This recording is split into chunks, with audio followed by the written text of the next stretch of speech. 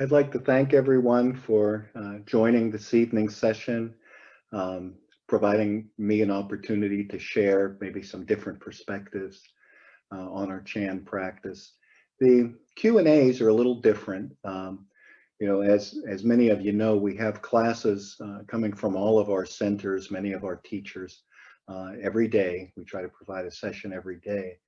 But once a month, what we do is we take the second Tuesday every month, and we have just a very general question and answer session. So the intent is that it can be a little more informal, an opportunity to ask questions of anything related to the practice. What we find is people run into hindrances, and oftentimes those are common.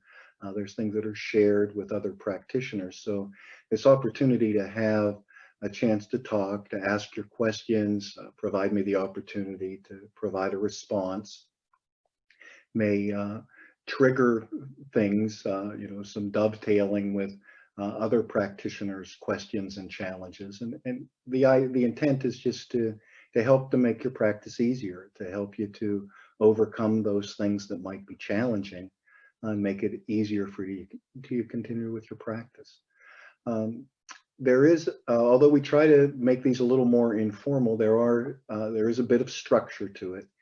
The way that we normally will do these is I'll review any pre-submitted questions. For example, tonight we have one question that was asked in last night's session, the Tuesday night session, that we didn't have an opportunity to get to. So I'll provide a response to Stephen's question in a few minutes. That'll be the first one. I have one other pre-submitted question, and it's pretty general in nature, and I think appropriate for the current times we find ourselves in. So I'll provide a response to that.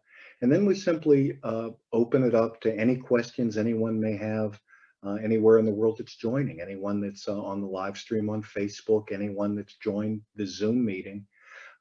Please, if you're on the Zoom meeting, type your question into chat. You can do that at any time during the dialogue during the session. And Kathy will then read those questions once I finish the pre-submitted questions. If you're on Facebook, you can enter it as a Facebook comment. Kathy will just queue up those questions and ask them, and I'll provide some response. One thing to keep in mind, maybe a couple of things to keep in mind about how the Q&As work.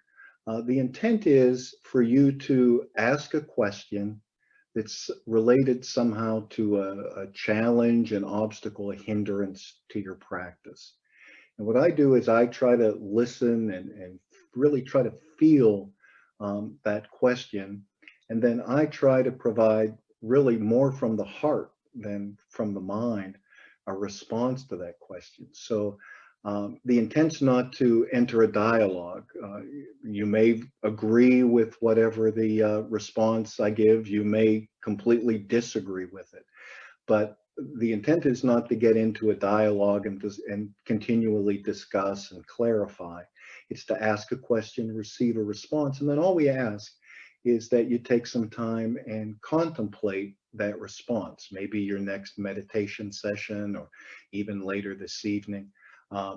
Just kind of focus on that response and see if you're able to gain some clarity. There may be some responses that resonate very well and help you deal with growing and deepening your practice. There may be some responses that I give that don't resonate well at all with you, and you're perfectly free to discard those.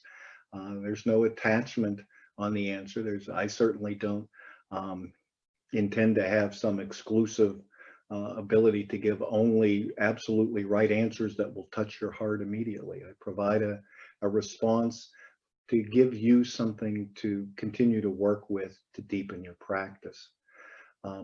One other thing that I think is important in understanding Zen questions and Zen responses, or Chan questions, Chan responses. One thing I think it's important to recognize that the responses aren't intended necessarily to make your mind comfortable. Chan practice is a spiritual practice, a practice to the heart. So the intent is not necessarily to just make your mind feel satisfied and say, ah, now I understand that, I feel comfortable. Because what often happens is you may feel comfortable for a temporary period of time, and then you continue to think about it, you come up with a different perspective, or a what if I did this, what about that? And then it just continues this attachment, this hindrance, and it just continues to fuel it. So the responses aren't necessarily intended to satisfy mind, to make mind comfortable. People that are familiar with some of the Zen practices, Zen koans, these teachings are specifically designed to frustrate mind. They're things that seem very contradictory or nonsensical, and that's by design, that's on purpose, so that it frustrates the mind to the point where you give up. You quit trying to think about it. And it's when you reach that point of releasing from that, of stopping trying to understand with the mind and really feel the answer, that sometimes something deeper is revealed. So please keep that in mind with the responses, that they're not intended to make mind happy and comfortable. They're frankly more intended to be like the grain of sand in the oyster. You know, the oyster doesn't make a beautiful pearl because it feels very comfortable. It makes a pearl because there's some agitation. A single grain of sand finds its way in, and because it has this continual irritation, the process of trying to comfort that and control it, and put this coating over it that allows it to deal with that, is what then results in this beautiful, miraculous pearl. So the gift really comes from releasing from the frustration, not finding a very temporary satisfaction. So please try to keep some of those points in mind as we go through the questions. Again, we do this once a month. All of our sessions that we have, there's always some time for Q&A built into those, so that if you have questions specific to what that teacher shared in that session, there's an opportunity to ask for some clarification. This is more general in nature. You're welcome to ask anything about Chan practice, anything about Heart Chan. So we try to include all of the groups, all of the teachers, anyone from the world, anywhere in the world is welcome to connect and ask questions about Chan practice, about their meditation practice. And I'll make my best effort to provide a response or a comment that hopefully you find to be beneficial. So we won't be doing a guided meditation tonight. It's a little bit different session. So there's not necessarily a specific teaching and then going into a guided meditation. This session is specifically focused on Q&A. We have about an hour, I think, typically allotted for this, for these questions. So we'll take questions at least for an hour. If you have some pressing questions, you can ask them in one of the daily sessions, or save it to the next time we do one of these. But we do one of these at least once a month. If we get a queue of a lot of questions, or some questions that we think are pertinent and special, sometimes we do extra sessions as well. But this is really just intended to augment the normal daily sessions, providing an opportunity to clarify or dig into those things that there might not be opportunity in those more structured sessions. So with that, I'm going to get into the question that was submitted by Stephen last night. If you're here, I apologize for not having the opportunity to get to your question. It came in after we had already started into the guided meditation. If you're not here, hopefully you'll see this. The session's being, as well as being live streamed to Facebook, it'll be posted to Facebook. Provide you an opportunity to see the response. And we'll also be posting it to our Heart Chan YouTube channel as well. So multiple opportunities to kind of review the questions. And if you find something there that is beneficial to your practice, hopefully we will provide some benefit as a result of these sessions. So the first question from Steve. I had mentioned last night that we should do things to stimulate mind. Intellectual pursuits. But this runs contrary to what I've come to understand about Zen throughout the years, where I was always taught that intellectual understanding tends to confuse the spiritual, and that the scholar seeks to gain knowledge day by day, whereas the sage seeks to subtract knowledge day by day. And this always kind of made sense to me by thinking that if we erase all of our conditioning and our learning, what we're left with is our original Buddha nature. Can you please help me to understand this? Now, the first thing that I think is important to comment on is uh, the request to help with understanding. Chan practice being a spiritual practice, it's not geared towards mind. Mind is where we think, mind is where we understand. So it's important first to recognize that that's a mind function, a function of form, and realizing our spirituality. We're striving towards witnessing or realizing our true nature, realizing or witnessing our spirituality. And that's not just semantics. That's not just a kind of play on words. This realization is very different than form or mind understanding. Maybe a way to help explain this, because I think it's an important point. Maybe a way to help to clarify that is if we think about this essence of self, what we regard as a self, we have a physical essence, and we have a mind, an intellect essence, and a spirituality, these three aspects of self. Now, if we look at the body has its function, its purpose to sustain our life. There's a number of involuntary processes that take place. There's blood flow, circulatory system, central nervous system. Many of these functions that take place completely independent of the mind. Body functions exactly as intended, regardless if mind has an intellectual understanding or not. If we think about digestion, we ingest food and the stomach acids break it down. It goes through the gastrointestinal tract, and nutrients are absorbed into the body and waste is eliminated. Now, that happens if we understand anything of that or not. If you've never heard of a stomach and you've never heard of an intestine, your body still processes the food, pulls the nutrition, eliminates the waste. So body does exactly what it's supposed to do, and it doesn't require mind or intellect to do that. But as remarkable as body is, the body could never solve an algebra equation. That's function of mind. That's what mind does. Mind thinks. Mind contemplates, it evaluates, it categorizes, it stores things. Mind thinks. So as much as mind can be developed and be very powerful and necessary for us sustaining life, mind can't digest food. Now, yeah, you could argue that there's some interrelationship. Everything is certainly interrelated. If mind is very stressful, that can affect digestion.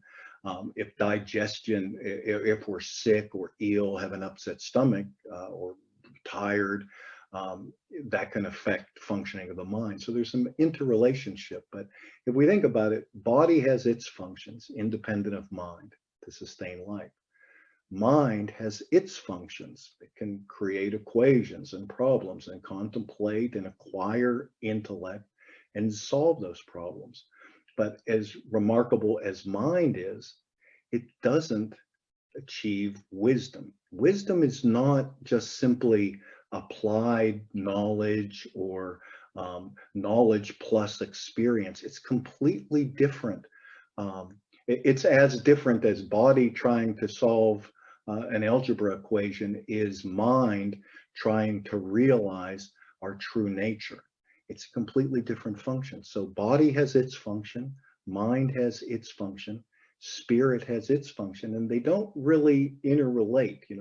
Body doesn't so much control mind, spirituality doesn't so much control body, but all of them are kind of interrelated. So how do we achieve this? How do we realize this spiritual essence of self, true nature, the Buddha nature, the question that was specifically in the question? How do I achieve realization or witness of wisdom? Well, if we look at it from the physical standpoint, it's important that and we've talked about this in some of the recent sessions, it's important that body be very strong, very healthy. If I have a healthy body, a strong body, um, that I've been, taking care of with some exercise, good nutrition, whatever it takes to make this body healthy and strong, makes for a body that's more easily surpassed. When I enter into the meditation state and I go for stillness, if body is very healthy, it can quiet down very easy and fade to background, and it's not really striving to be dominant in that meditative state or session. Now, on the other hand, if body's injured or ill, that becomes overwhelmingly dominant. If I have a severe headache, if I have a digestion, stomach issue, an injury that I'm recovering from, that discomfort can become so overwhelming that surpassing body becomes incredibly challenging, if possible at all. So a strong body is more easily surpassed. It's the same with the mind. If mind is very closed, if mind is very attached to specific perspectives, it's much more difficult to surpass. A mind that is nourished, a mind that is stimulated, a mind that is open, a mind that has explored many possibilities is more easily quieted and relaxed because there's not so much disharmony, not so much distension, not so much conflict. If I align and attach myself to a very narrow frame of mind, anything that doesn't harmonize with that narrow frame of mind creates discomfort, creates anxiety, creates a very challenging, difficult, if not impossible state of surpassing mind. So that's why we advocate exercising mind, stimulating mind, energizing mind. But this isn't to say that the teachings that you received in the past are wrong. I'm not trying to challenge or conflict with your teachings. Actually, I agree with them that there is this sense of a scholar gains knowledge and a sage, a master releases from knowledge. But it's the state that we find ourselves in is when that's important. In our normal daily life, we strengthen body so that when we enter meditation, it's more easily surpassed. In our normal daily activities, we strengthen and stimulate and open mind so that we enter meditation practice, it's more easily surpassed. To make progress through meditation is one of releasing. So there is a time when it's appropriate to completely release from form. A healthy body, a healthy mind are more easily released, surpassed, detached, so that we can enter into the deeper meditative state. When we talk about things like limitations can become very challenging. So if we put titles on things and we put categories on things, this is mind. And if we say the scholar does this and the sage does that, we're kind of creating categories or we're creating limitations. And limitations are always created in the mind. Every one of us has the capacity to be a master or to be a fool. I know from personal experience, if I were to do an exercise with a sword, there might be people that say, oh, the proficiency or the practice that I do with the sword, that's master level practice. So they could say that guy's a master.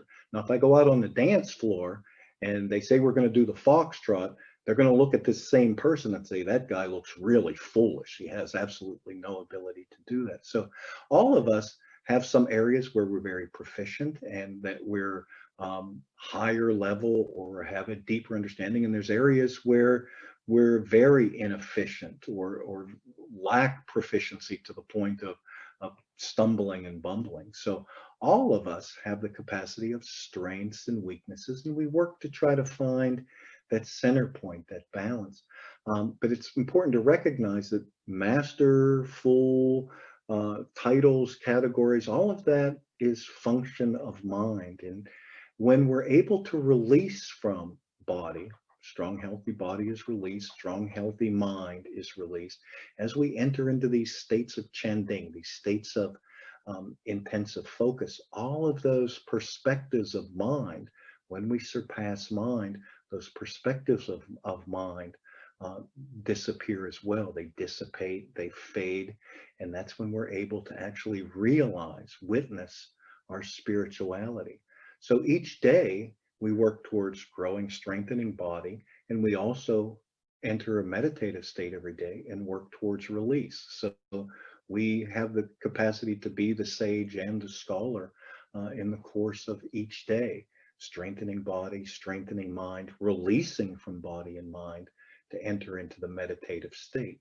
There's times when knowledge and experience is necessary to sustain life. There's times when a healthy body is necessary to sustain life. To get the greatest benefit and fulfillment from this experience is when we blend that form and formlessness together. Just like the model of the breath in every meditation session. The stimulating in breath is harmonized with the relaxing and quieting out breath until they fade and blend together and become one. Just like our form of body and mind and our spiritual state of surpassed body and mind, that essence of self beyond thought and the physical feelings and sensations, until those blend together, become one. The limitations disappear and are transcended. So that's a response I'd like to offer to the question that Stephen posed. Uh, Please take some time to contemplate that, that there is an opportunity in each day, in each phase of existence for acquiring and releasing. There's a very natural ebb and flow to things, a very natural cycle, like I talked a bit about last night. You know, there's a beginning and a dwelling and an end. There's a time when physical form is dominant and necessary to sustain life. There's times when we allow the physical form to soften and fade and realize our spirituality, to be able to witness our true nature. And witnessing is not a function of mind, it's a function of connecting and clarifying within the heart in stillness.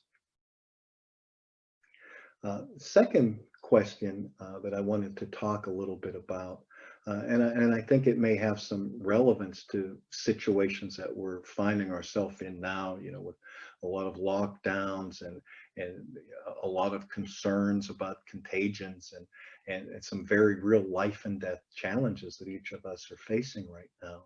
The question is, what is fear? And where does fear come from? And what can we do to transcend fear? Well, I think it comes back again to understanding these various phases of consciousness. Um, when we look at the very basic fundamental aspects of Chan practice, we talk about sit like the colossal bell, and then have the spine straight like the spine, like the pine tree, and then we say relax body and relax mind. We want to relax body and mind until the point of them fading away and no longer being influential. Body's pretty straightforward, but mind isn't quite as simple. When we're talking about surpassing and quieting, detaching from mind, there's conscious mind and then there's subconscious mind. And we need to be able to surpass and detach from both of those aspects of mind to be able to enter into the states of Chanding. So when we're talking about something like fear, it's difficult to just generalize because it's, you know, is the fear something that's occurring in the conscious mind in the current moment, or is the fear something arising from the subconscious? You know, if someone were pointing a gun at me and trying to rob me, the source of that fear would be very obvious to me. You know, there's a threat to my life, so I know that I'm fearful of potentially being horribly injured or killed. And I know the source of that, and to transcend that or to release from that is to disengage, to be able to somehow resolve that situation, and create some physical distance between the threat and my physical self. So something that's occurring in the current moment, typically, um, it the cause is known.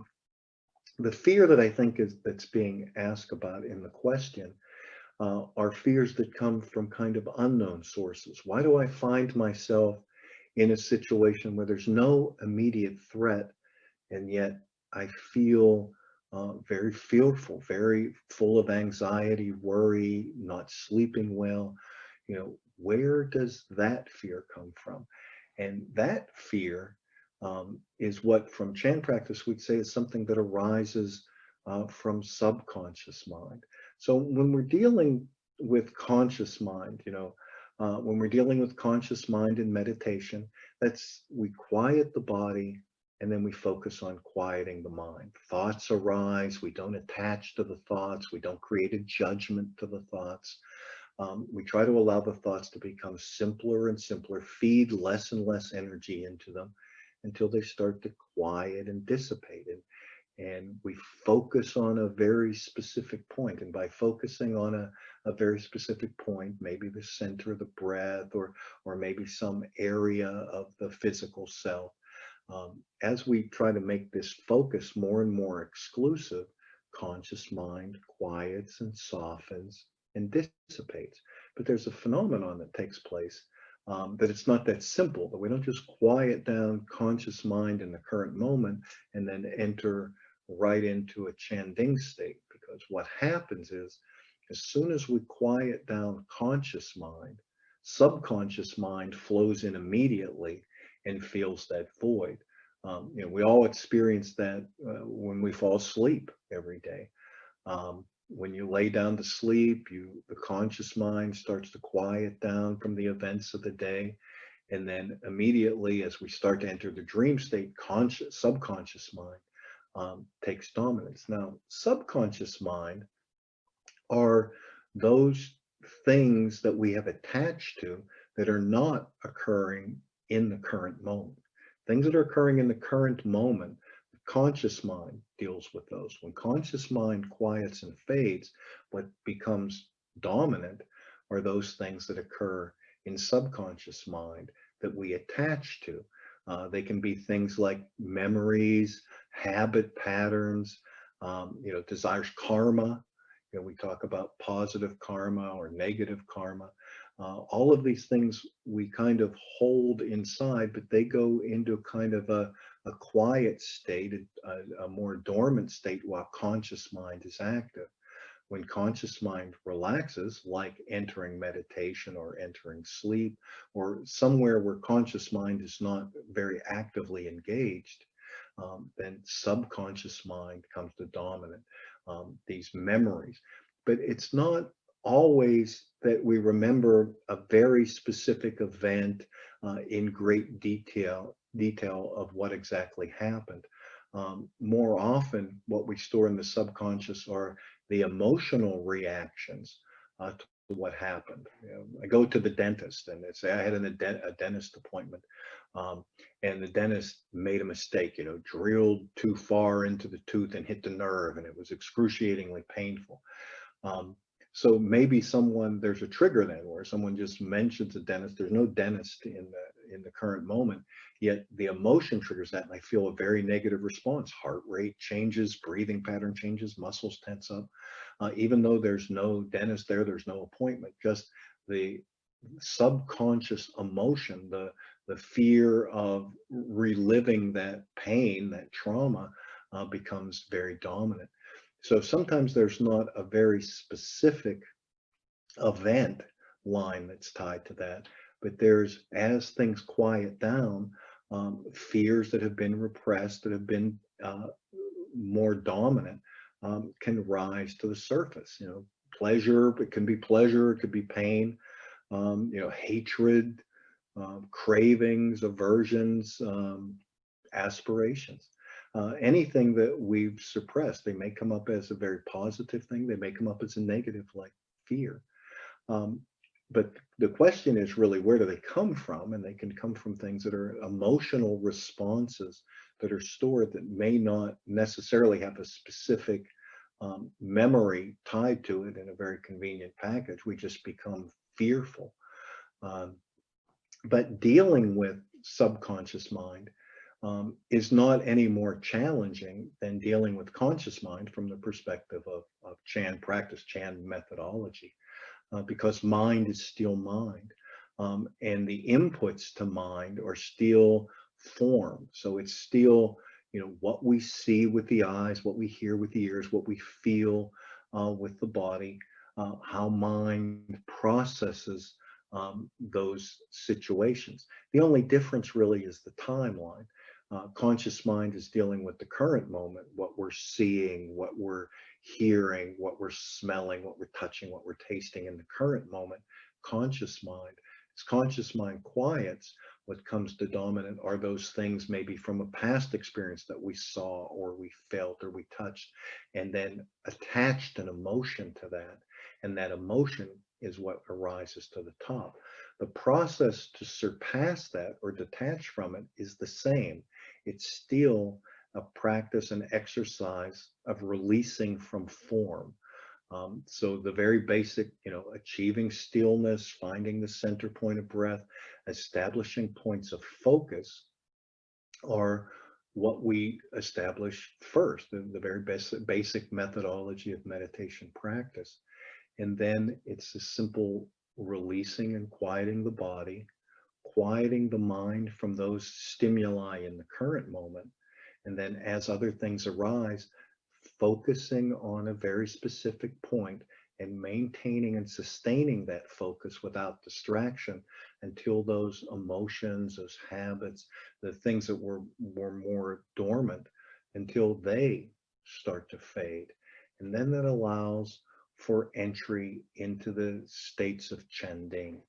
And as we enter into Chanding, how we kind of recognize that we entered into that.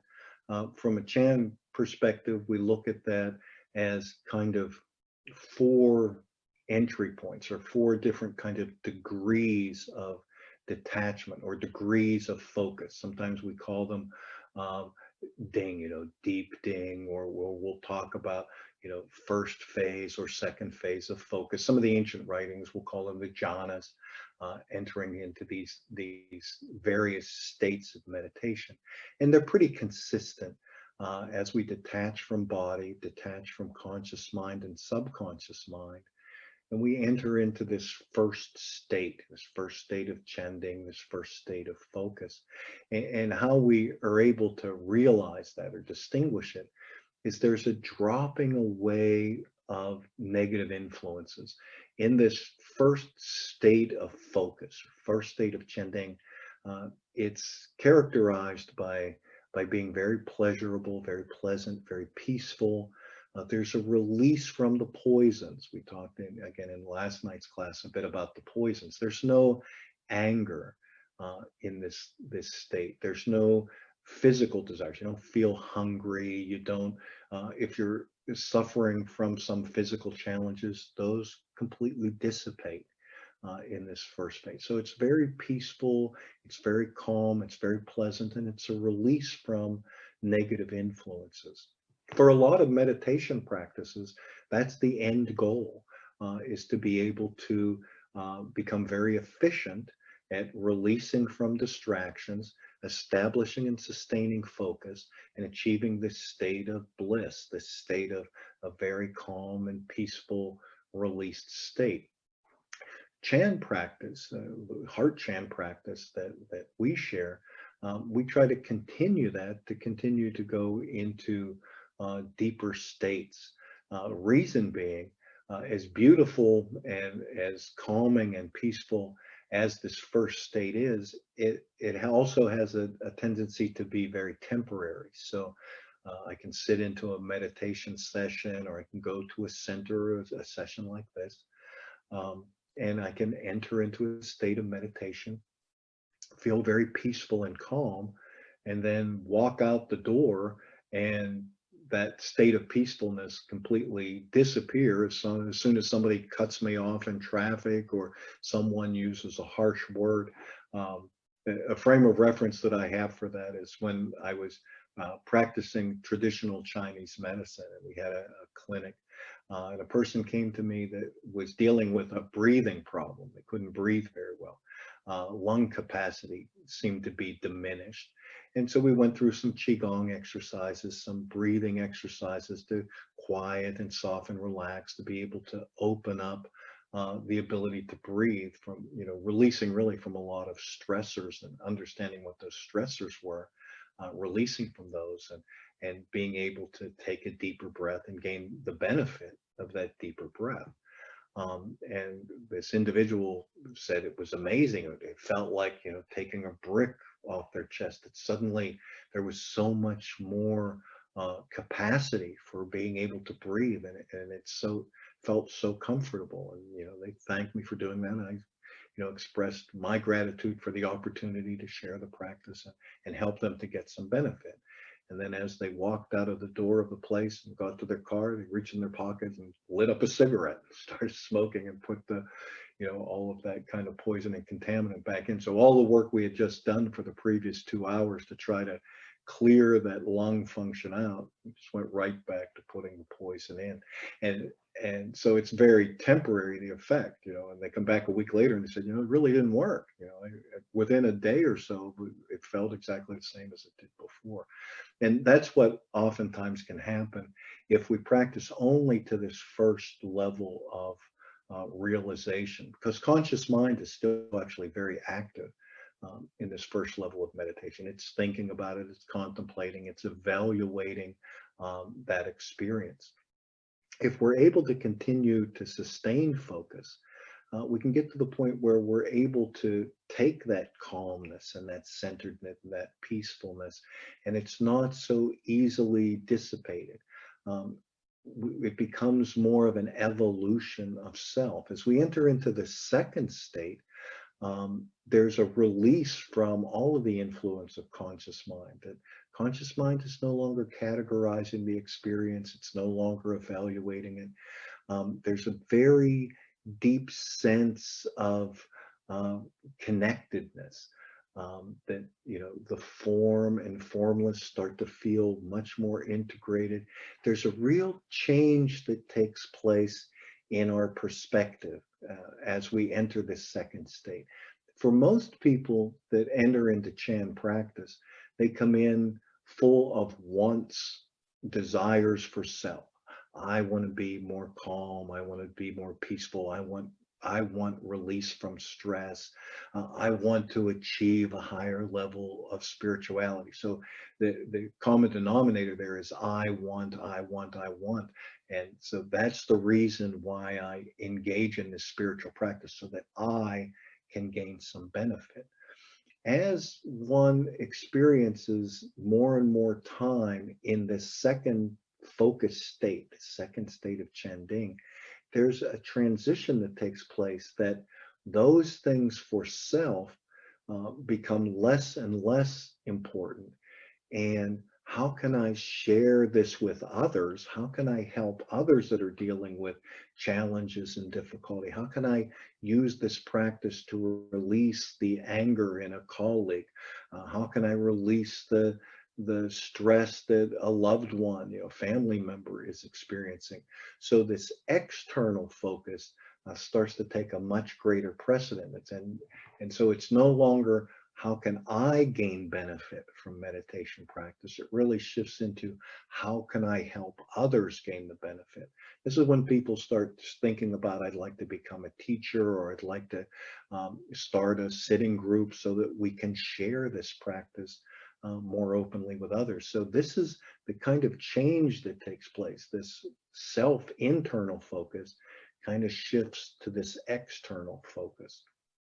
As we continue to establish and sustain that focus, what starts to become quite overwhelming in the third phase of focus is this sense of interconnectedness of all things. It's not so much a shifting from I to they, it's I and they are the same, that there's no real differentiation, that whatever happens to me influences others, what happens to others influences me, and there's this continuous connection.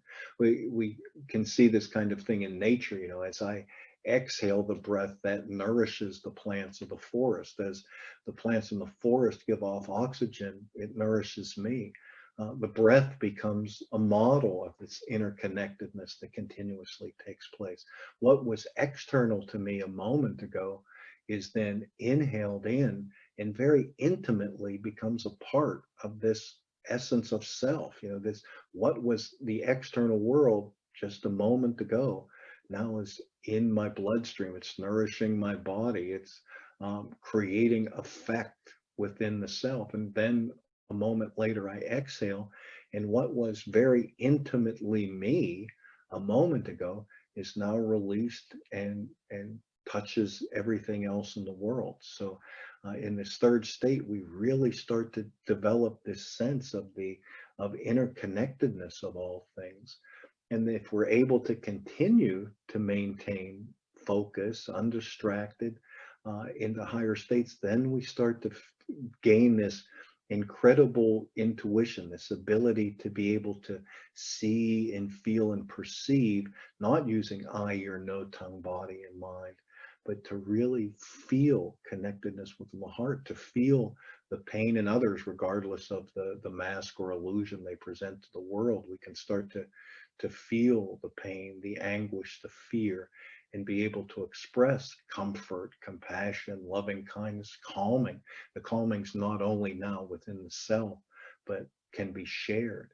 And in that state of sharing, in this higher level state, is where we start to feel wisdom. Wisdom starts to flow into us. It's not something we contemplated, it's not applied knowledge or intellect. It's a very deep sense of how to deal with a given situation we might find ourselves in, how to evolve the self to a very different state, to be able to truly realize our true nature. Have we evolved the self towards purity or towards light? Have we achieved the state of equilibrium? Is our practice and the way we interact in life taking a more negative trajectory? So all of those things can become very clear to us as we enter these deeper and deeper states of Chending. It can be very life changing. So that's what we really focus on in our practice.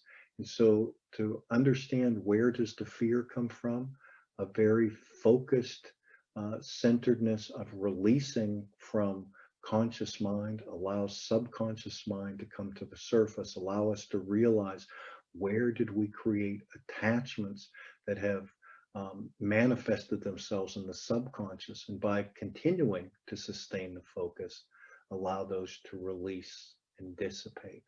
And as we continue to evolve, we can shift and change the self to one that doesn't have to continue to hold on to those negative attachments from the past, can release from those and really experience each moment we find ourselves in as a new and unique moment, a new and unique experience.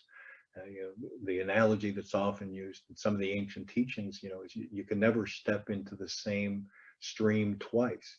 Every time you step into the river, it's a brand new experience. Every molecule of water is different than the one you stepped into just a moment ago. Well, every moment of life is a new and unique experience. And this allows us to release from those predetermined habitual responses and really embrace each moment with clarity, with an open heart, open mind, and to be able to really fully experience and interact and share within each moment. So with that, those are the couple of questions that we had that were pre-submitted. And with that, Kathy, if there's any questions that have come up live through comments or over the Zoom chat, we can take an opportunity to address those now. Lasher, you mentioned yesterday that higher consciousness is not true nature. Is true nature the ultimate consciousness? Can you elaborate the difference between higher consciousness, awareness, and true nature? Yeah, consciousness is still mind. So regardless if it's higher consciousness or what we might consider as normal state consciousness, consciousness is still a function of the mind. So to be able to realize, to experience, to witness true nature requires a release from consciousness, not just going to some more evolved state of consciousness, some more evolved state of clarity, but completely detaching from consciousness completely. True nature is realized in a release from consciousness, not a deepening, clarifying, adding additional depth to consciousness, but completely disengaging. The disengaging from consciousness is a result of being able to establish and sustain undistracted focus. Again, oftentimes the visual I try to use to help people to gain some understanding of that focus is, think of the magnifying glass and the sun coming down and focusing on trying to burn a hole through a piece of paper. We need to establish focus where, the source of that light, that which is receiving that light and where it's focused, stay undeterred in stillness so that there can be a reaction. The reaction in the case of meditation is a release from consciousness so that we can sustain that focus until we experience our true nature. True nature can't really be described in terms that will satisfy mind. There's not really a way, there's not really a list of characteristics that say your true nature will be this. What we teach is the methodology so that you can realize the true nature for yourself, not take someone else's experience, someone else's um, interpretation or verbalization of what their experience was, but to provide you the opportunity to find and experience your true nature for yourself. Again, it goes kind of back to one of the earlier questions where my big toe can never solve an algebra problem. Well, my mind can never really capture and adequately describe what an experience of true nature is. It's something that I have to actually experience to realize, not something I can think about with any great depth. So the realization of true nature is a realization, a witness of the journey, of the effort of, a very committed practice, a very dedicated practice, um, working to polish and gain proficiency in my meditation skills is what allows a smooth journey into the true nature. Once realized, just like any path, the first time can be very difficult and challenging and take great effort to kind of hack out and understand the path and understand the hindrances and obstacles along the way. Once we have established that path, we have a frame of reference for how to get there. With each successive trip, it becomes smoother and smoother journey until it becomes almost effortless to be able to enter into this state of realization, purification, and evolving of our true nature. Realizing true nature is really just the first step. Realizing it and experiencing it is what we strive for first, entering what we call Chanding. From there, the focus becomes purifying and evolving that true nature towards enlightened states. I hope that is helpful. Yeah, sure. I found myself difficult to find the harmony when there is no distance with family members right now. We all got stuck with each other while keeping social distance with other people. What would be your suggestion?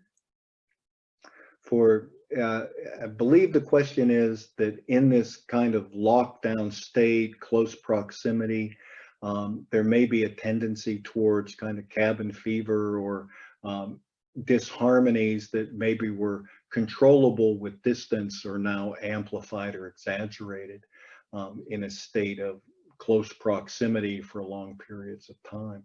Um, Frankly, that's one of the greatest benefits of practicing seated meditation is the opportunity to disengage from those disharmonies of the current moment. I've read before that one of the reasons that in Japan that meditation became so popular is because in the big mega cities, you know, Tokyo, 50 million people crowded into a fairly small metropolitan area. It was almost impossible to not be interacting with another person almost continuously from the time you wake up in the morning to the time you retire to sleep. It was a continuous process of interacting, and it could become quite overwhelming. And so to create an opportunity to be able to disengage, to rest, to recharge, meditation became incredibly popular because regardless of if we're physically in proximity to each other, when we sit and focus on the breath and close the eyes, we go into a very different place. We have the opportunity to disengage from those stresses, disengage from those disharmonies. As I just mentioned, as we become more proficient at entering into these deeper states of realization, deeper states of Chanding, the more proficient we become, the more practice we become, the more completely we disengage and detach. And it can be incredibly refreshing. And it can also give us a much clearer perspective as we come out of the meditation of those interactions. What we can start to really get a different sense of what's really important versus what's trivial. What is it that's really triggering? What is really important in this state, that we find ourselves in, where there's incredible uncertainty, an incredible state of what may have been taken for granted, what we thought was going to be our job, what were going to be our interactions, what were our travel plans for the year. There may have been any number of things that suddenly, in a moment, are kind of snatched away. And so what meditation practice can allow us to do is really truly cherish each moment, find the full and complete fulfillment in each moment, to be able to really connect with from the heart, not the mental disagreements, but to be able to really connect with the heart to those that we love and care about, those people that, those individuals, those interactions that are most precious to us. Sometimes can be the ones that when mind gets spun up, become the place where we focus our anxiety, our anger, our aggression.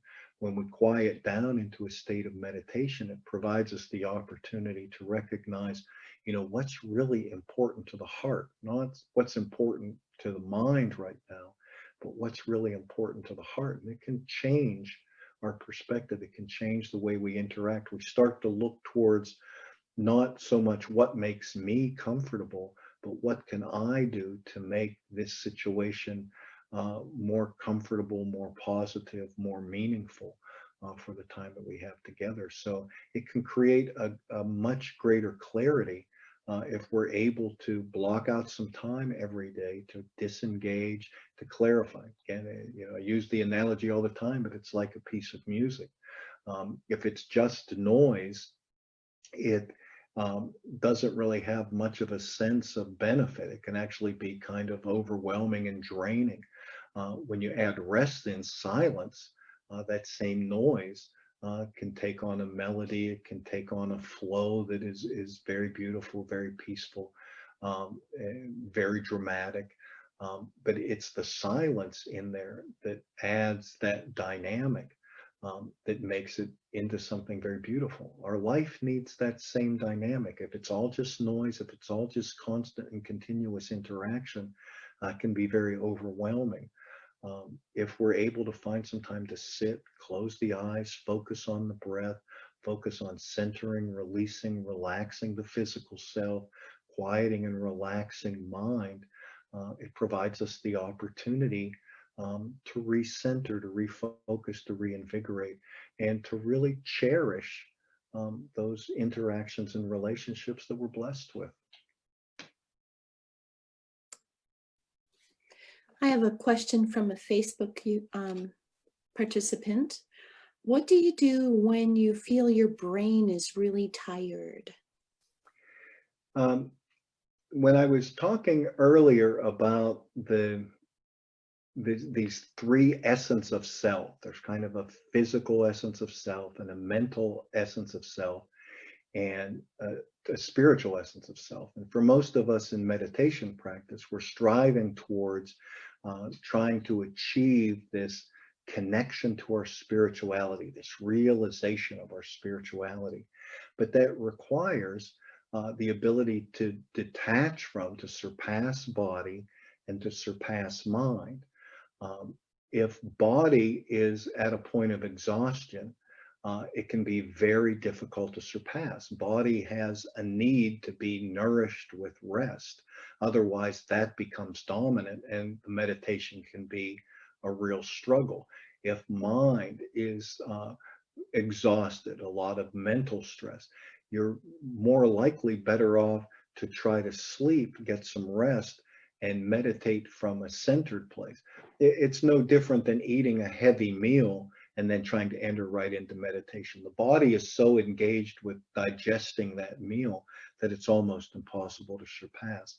If the body or mind are at a point of exhaustion, it becomes incredibly difficult, if not impossible, to surpass. So it's better to rest the body, allow the body to recharge, and then enter into a meditative practice from a place where the body is healthy and strong, the mind is relaxed and clear.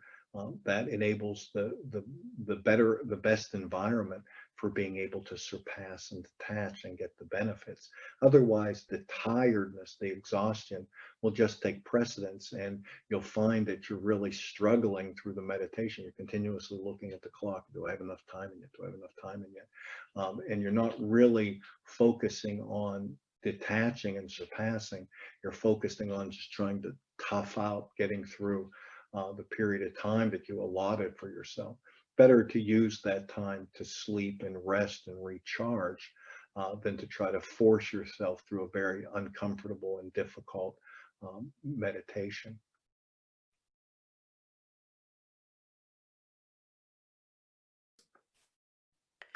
And that's all I have for questions right now, unless somebody else has another one they want to add in really quickly or not so quickly. Okay, yeah, we'll take a couple of minutes, and if anyone has a question that they'd like to enter into chat on Zoom or enter into the comments section on Facebook, we'll take 2 or 3 minutes and just relax, allow you the opportunity to enter those.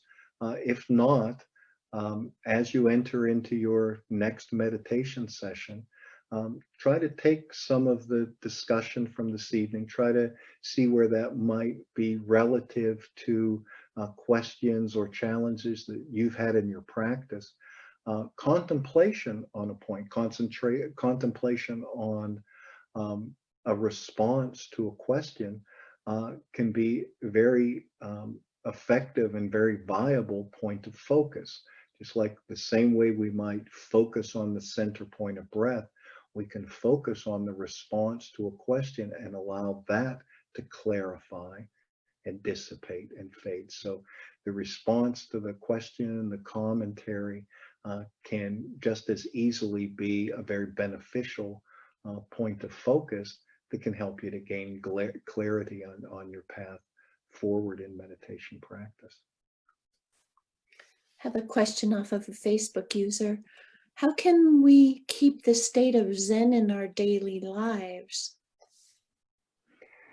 Yeah, basically everything that we do in the silence of meditation, for it to really be truly beneficial, we want to seek those aspects of meditation in all of the aspects of our normal daily life. If all we're doing is taking what we gain from meditation and only doing it when we sit still in a kind of pristine, prepared environment, we're not really truly gaining the benefit. And coupled with that, our progress will be quite slow, because if we're only dedicating, say, an hour a day at most, maybe to meditation practice, that leaves 23 hours a day not dedicated to those aspects of meditation practice. So each of the even most basic fundamental things that we practice can be practiced in normal daily life. What meditation provides for us is a frame of reference of where the body feels very calm and centered, and the mind and emotion feel very calm and centered. And then as we go out into our normal daily life activities, we're interacting with colleagues at work or at school, or interacting with family, we can start to, as we become practiced and very familiar with that centered state, we can start to more easily recognize deviations from that very calm and centered state. So that if we start to find ourselves being angry, we can go back to the very centering of the breath. So if you find yourself being angry or fearful or arrogant, or in some way stressed or distressed, simply allow the body to center. If you're able to find a place to sit, establish that very basic posture. Recognize that a very straight alignment of the posture and the belly breathing, bringing that breath into the belly, slowing the breath down, ideally harmonizing the breath with the heart, can allow even incredibly stressful and difficult situations to be more centered, to have a more clear mind, to dissipate the emotion, and to deal clearly with whatever the situation is that presents itself. So if you're sitting at a desk working at a computer, rather than piling up a lot of pillows and twisting into a contorted position, try to spend more and more of a percentage of the time in the basic elements of the seated posture. A very still body, a very well-aligned spine, centered and focused breath. Many people find their ability to concentrate improves, the ability to stay focused on a task to completion improves, the ability to really interact with people from the heart, not only superficially from the mind, being focused in the current moment, rather than carrying on a conversation and be thinking about what I'm going to do later, or strategizing how I'm going to try to manipulate this conversation or this situation. Let all that fade and focus fully on the interaction that you're having, and allow past and future to dissipate. So all of these very basic fundamental things that we do in meditation, we try to create a frame of reference for those in stillness. And then we try to take what we learn, what we experience in stillness, and find that in all of our normal daily life interactions. Find yourself being stressful, find yourself being angry, go back to the very centered belly breathing, and you'll find that that anger, that anxiety can quiet and dissipate. Body and mind are very much interrelated. As independent as they are, they're very much interrelated. If I can calm the body, mind will calm down. If I can calm the mind, body will relax, and the heart rate and the breathing rate can soften and center and become more beneficial. So it doesn't really matter where we enter in. Take any aspect of the practice, sit and breathe, standing very centered and balanced on the feet, center the breath, quiet and relax, harmonize the breath with the heartbeat, and then deal with the situation that you find yourself in. And try to be able to take the lessons that are learned, the realizations, the clarity that's gained in that isolated environment of the seated meditation, and try to extrapolate that and find that Chan in each moment in our daily interaction. So there becomes this blending where what I learn on the cushion, when I learn what I learn sitting, starts to become expressed in my daily life. What I experience in my daily life starts to be those things that I can focus on and release from, or embellish and deepen and clarify when I'm sitting still. So each aspect of life, the sitting and daily interaction, can enable and deepen and clarify each other.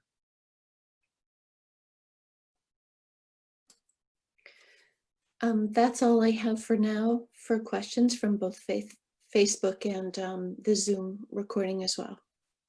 Thank you, Kathy. Appreciate your efforts in hosting this. Great job again tonight, and deeply appreciate it. I'd like to thank everyone that took the time to connect this evening and to share this opportunity um, to hopefully deepen, clarify, maybe release from some hindrance or some challenges or obstacles to your practice. So, please continue to practice. Commitment, dedication, discipline to the practice are really integral to gaining the benefits. So like learning to play the piano, a few scales every day is better than a marathon session for 2 hours on Saturday. So, try to do your daily scales of meditation. Try to find some time to sit, to quiet, to start to practice to become proficient at quieting the body, start to gain proficiency in quieting and softening the mind, and establishing and sustaining focus. In the establishing and sustaining focus is where we're able to experience this detachment, this surpassing. And in the surpassing is where our spirituality can start to be revealed to us. So again, thank you for the opportunity to share the teaching. Please continue to engage with our teachers. All of them are putting in a tremendous effort to try to share this teaching, to try to provide an opportunity at a lot of different times and locations and perspectives to help you to develop and sustain a practice that we can use to deal with the challenging time that we find ourselves in currently, as well as the challenging times that will come inevitably on this journey through life. But finding peace, finding centeredness, finding clarity can create a wonderful, fulfilling experience of life. And I hope that these sessions that you're finding benefit on, and a deep, heartfelt appreciation for connecting and providing us the opportunity to share the teachings. So thank you.